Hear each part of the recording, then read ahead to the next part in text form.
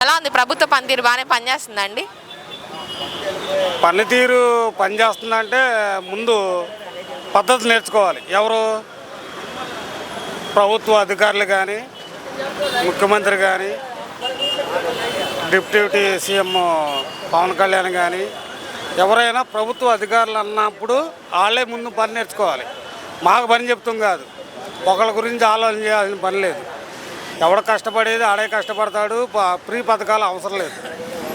అందరూ అంటారు ఫ్రీ పథకాలు ఎందుకు అవసరం.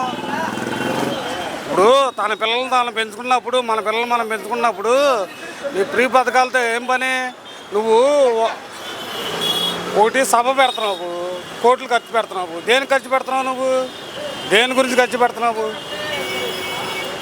మాకేమైనా ఉపయోగపడుతుందా? అక్కడ మిమ్మల్ని చూస్తాకు రావాలండి మేము, మీ ఇంట్లో వాళ్ళని ఫ్యామిలీని మొత్తం చూస్తాకు రావాలండి, మీ మంత్రులను చూస్తాకు రావాలా? దేని గురించి?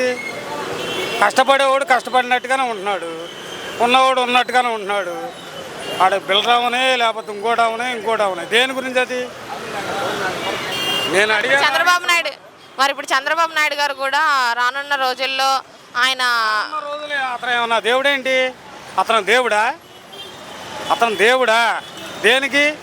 రానున్న రోజుల్లో అంటే అతను ప్రపంచాన్ని శాసించే వీరబ్రహ్మం గారా, లేకపోతే జీససా, లేకపోతే అల్లా అన్న అతను ఆయన 40 ఏళ్ళ రాజకీయ అనుభవం ఉంది. నేను ప్రజలకి నేను మంచి చేస్తాను, వాళ్ళని గొప్పగా చేస్తాను. 40 ఏళ్ళ కిందట జనాభా తక్కువ ఉన్నారు, ఇప్పుడు జనాభా పెరిగారు.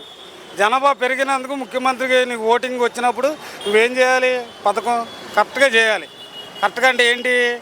నీకు అర్థం కావాలి. ముందు నా పిల్లలు నేను ఎలా చూసుకున్నానో వాళ్ళని కూడా అలా చూసుకోవాలి అనే ఆలోచన ఉంటేనే ముఖ్యమంత్రి పదవి ఉండాలి. నువ్వు ముఖ్యమంత్రి పదవి అయినా ఏదైనా కానీ, పదవి మంత్రులు అయినా కానీ, ఎమ్మెల్యే అయినా కానీ ఏముండాలి? నా పిల్లలు నేను ఎలా చూసుకున్నానో వాళ్ళు కూడా బాగుండాలని నువ్వు కోరుకుంటే అది చేయాలి.